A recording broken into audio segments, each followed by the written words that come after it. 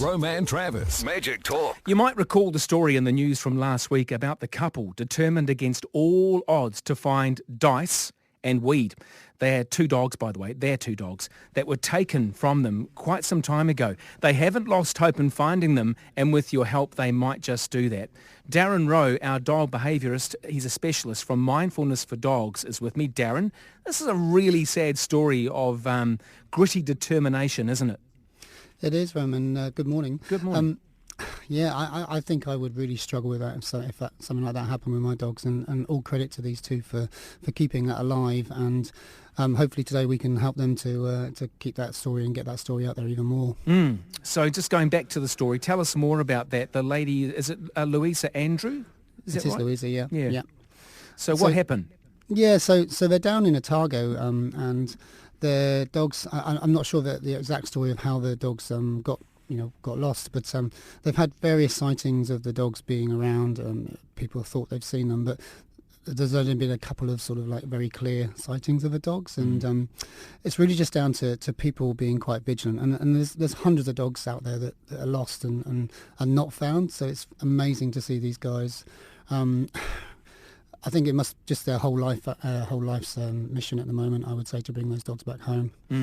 Is it the case, we always make a presumption, don't we, that a sort of a stocky looking breed of dog is going to be stolen for purposes that are pretty horrible, but is that the case? No, I don't think so. And it's one of those things, isn't it? Is a dog stolen, or is it does it sort of get picked up with the best intentions? So I'm probably guessing these little dogs, there's a little Jack Russell, Foxy Terrier and a little Poodle dog. And I think what's probably happened is someone's seen them, taken pity on them, thinking that they got lost. And rather than doing the right kind of things in terms of taking them to the vets or taking them to the dog control, they've decided to look after them. And it's probably having they're just in someone's home at the moment, I would imagine. Yeah. And they just don't realise that there's somebody else's.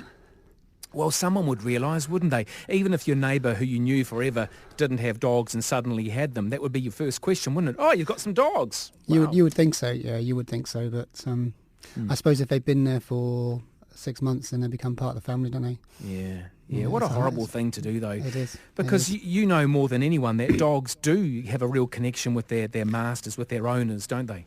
Completely, yeah. And it can take. When you rehome a dog, it can take months and months for them to get over that loss. Which it really is, isn't it? It's a loss that they've lost their owners. So yeah. All right. So if someone wants to be relatively anonymous and help out in the situation, what's the best way to connect their dogs with their owner again? So for me, I think people.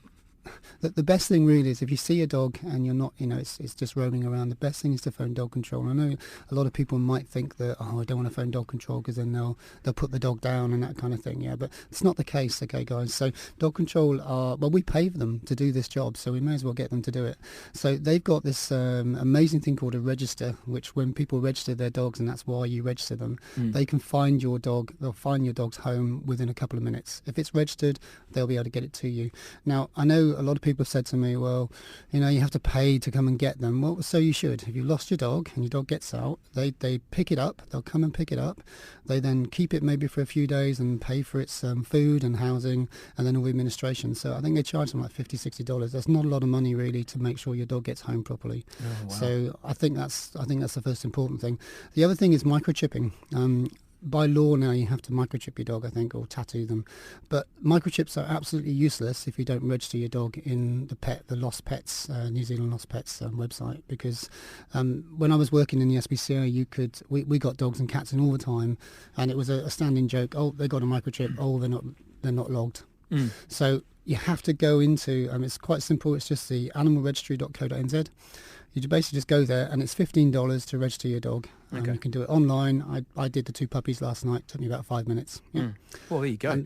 Well, I've got some really good news, actually. Our producers have done a very good job, and they've got Louisa on the phone. G'day, Louisa. Fantastic. How are you?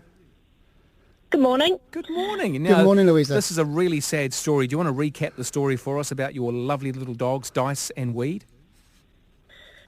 Yeah, sure. Well, I lost the dogs myself. I had them at home one day. It had been a week of a lot of rain and the dogs were full of beans, and I shot home one lunchtime to feed our chooks, let the dogs out of the car, all of the dogs, we've got quite a few, and those two dogs within about 90 seconds while I was in the shed disappeared, and we haven't seen them since.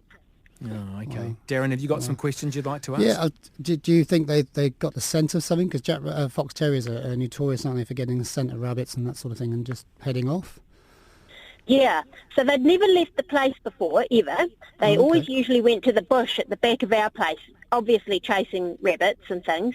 But we think what happened this day is that they got sight of a rabbit probably over by the road, the gate, and normally they wouldn't go out, but they've shot over on the chase and they've disappeared into the farm next door. And obviously we've spoken to our neighbours and we know they didn't see them.